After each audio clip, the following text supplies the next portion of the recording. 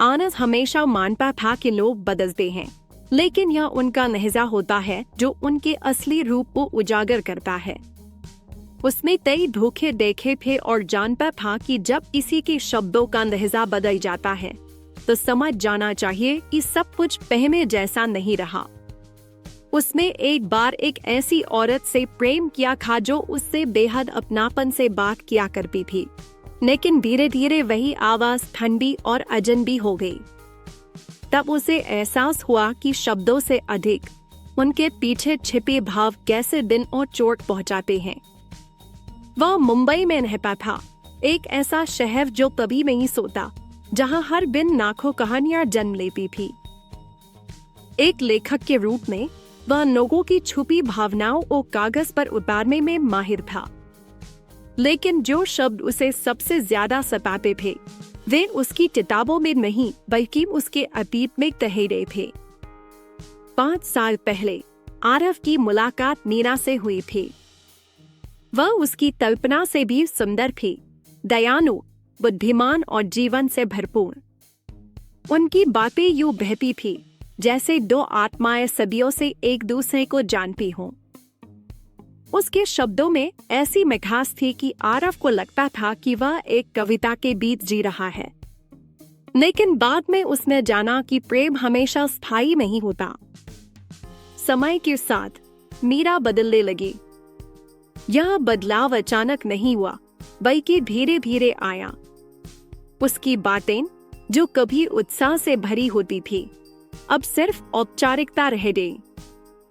जिस नाम को वह कभी प्यार से पुकारती थी उसमें अब अपनापन नहीं था। आरव यह देख रहा था लेकिन मानना नहीं चाहता था।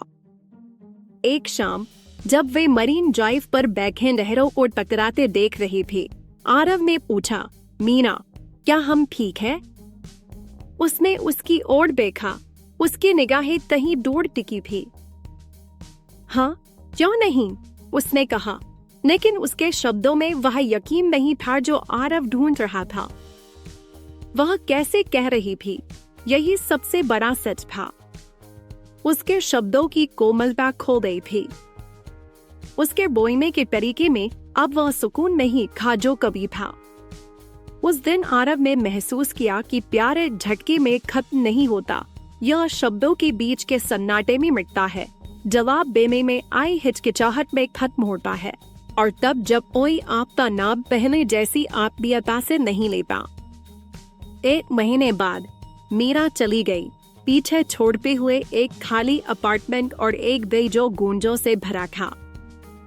सालों तक आरव यह समझने की कोशिश करता रहा कि ऐसा क्यों हुआ। उसने खोए हुए प्यार, बदलते जज्बात और उस डर के बारे में लिखा जब कोई अपना ही अजनबी जैसा बोलने लगे। उसके पाठक उसकी कहानियों को पसंद करते थे, लेकिन कोई नहीं जानता था कि हर शब्द उसके खुद के दर्द की परछाई था। फिर एक दिन जिंदगी ने उसे वह जवाब दिया जिसकी उसे तलाश नहीं थी। दिल्ली में एक किताब विमोचन समारोह में आरव को अपने नवीनतम उपन्यास अनकहे विदा और बोलने के लिए आमंत्रित किया गया। जब वह अपने पाठकों के लिए किताबों पर हस्ताक्षर कर रहा था, तभी एक जानी पहचानी आवाज में उसका नाम पुकारा। उसने मुड़कर देखा और वह वही थी, मीना। आरव, उसने कहा, होठों पर हल्की मुस्कान और आंखों में झिझक के साथ। आरव ने सिर हिलाया, उसकी उपस्थिति को स्वीकारते हुए। मीरा। वह अलग लग रही थी, लेकिन समय की वजह से नहीं।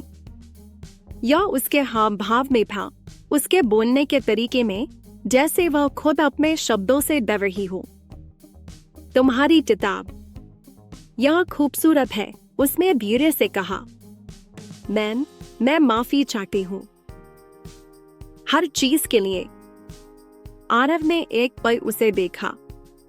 वह अब भी वैसी ही दिखती थी, लेकिन उसका लहजा, वह फिर बदल गया था।